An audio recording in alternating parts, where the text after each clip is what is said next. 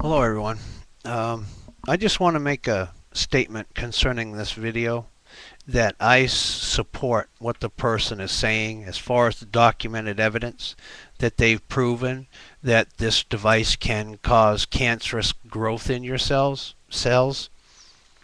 Perfect example, uh, go back into the 80s and there were families here in the United States who are all of a sudden coming out with these cluster cancers in their towns. And it turned out that all of the people that were developing these type of cancerous growths were living under or close to proximity of high power lines. Anytime you get energy flowing across a line, you have electrical as well as magnetic energy that's being put forth. It's perpendicular to each other. And I'm sorry if you're not a tech head and get that, but the energy current has a wave motion of this direction, vertical, horizontal. The mechanical has a wave function on the horizontal, so they're perpendicular to each other. And I'd like to point out one other thing.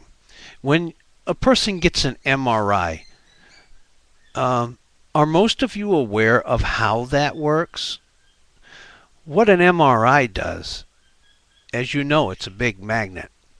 It creates a magnetic field which aligns every cell in your body to a certain pole. So it arranges all the cells in your body to a polarity. So that right there in itself is direct evidence that a magnetic field can have influence upon you to the cellular level. So I would give careful thought to anything. Now, it in itself, as they have them now, they are not transmitters until they get within something that is putting out a signal, and that's when it transmits. It's a passive array.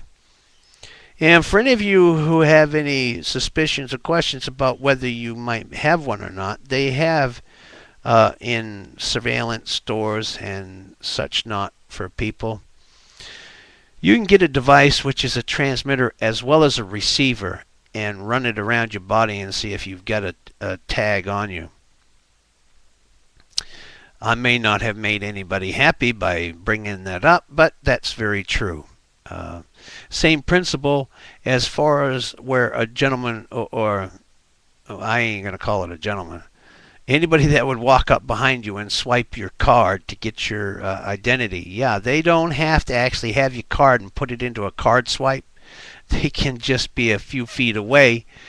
And because everything is stored magnetically, they can pick it up. So, hey, the wonders of modern science. But what you need to keep in mind is no matter what anybody comes up with and says it's for your protection, there are those that can turn around and develop a technology, or using the same technologies come up in a way to get around those issues. So don't be so quick to be sold on the idea that it is for your ultimate safety and will safeguard you in all. It won't. Just for the fact that it's as vulnerable as any other technology to abuses.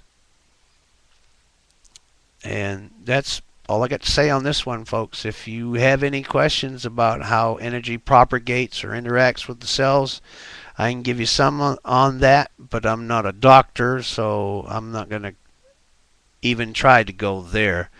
The only thing I can offer is from a viewpoint of a person who's been in the business working with power for a long period of time, number of years. So just keep that in mind about how an energy field does impact you.